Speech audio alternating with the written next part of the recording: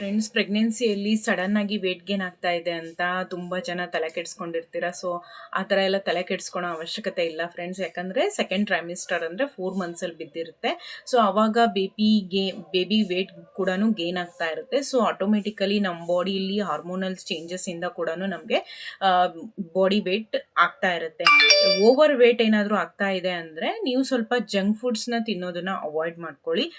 ಈ ಹೆಲ್ದಿ ಆಗಿರೋವಂಥದ್ದು ಮನೆ ಫುಡ್ನೇ, home made ಫುಡ್ಸ್ನೇ ತಗೊಳ್ಳೋದಕ್ಕೆ ಟ್ರೈ ಮಾಡಿ. ಯಾಕಂದರೆ ಹೊರಗಡೆ ಫುಡ್ಸಿಂದ ಇನ್ನೊಂದು ಸ್ವಲ್ಪ ಫ್ಯಾಟ್ನೆಸ್ ಅನ್ನೋದು ಜಾಸ್ತಿ ಬರುತ್ತೆ. ಸೊ ನಾರ್ಮಲಿ ಪ್ರೆಗ್ನೆನ್ಸಿಯಲ್ಲಿ ಎಲ್ರಿಗೂ ಕೂಡ ವೇಟ್ ಗೇನ್ ಅನ್ನೋದು ಜಾಸ್ತಿ ಆಗೇ ಆಗುತ್ತೆ ಫ್ರೆಂಡ್ಸ್. ಅದರಲ್ಲಿ ಏನೂ ಪ್ರಾಬ್ಲಮ್ ಇಲ್ಲ. ಸೊ ನಿಮ್ಗೆ ಹಾಗೇನಾದರೂ ನಾನು ತುಂಬ ವೇಟ್ ಆಗ್ತಾ ಇದ್ದೀನಿ ಅಂತ ನಿಮ್ಗೆ ಫೀಲ್ ಆಗ್ತಾ ಇದ್ದರೆ ಜಂಕ್ ಫುಡ್ಸ್ನ ಅವಾಯ್ಡ್ ಮಾಡ್ಕೊಳ್ಳಿ ಇಷ್ಟೇ. ಹಾಗೆ ನೀವು 2 ಅವರ್ಸ್ 3 ಅವರ್ಸ್ಗೆ ಒಂದ್ಸತಿ ಸ್ಮಾಲ್ ಮೀಲ್ಸ್ ತೊಗೋತಾ ಇರ್ತೀರ. ಸೊ ಹೆಲ್ದಿ ತಿಂತಾ ಇರೋದ್ರಿಂದ ವೇಟ್ ಗೇನ್ ಆಗೇ ಆಗುತ್ತೆ. ಸೊ ಇದೇನು ನಮಗೆ ಪ್ರಾಬ್ಲಮ್ ಏನಾಗಲ್ಲ. ಆಫ್ಟರ್ ಡೆಲಿವರಿ ನಾವು ಅದನ್ನೆಲ್ಲನೂ ರೆಡ್ಯೂಸ್ ಮಾಡ್ಕೋಬೋದು.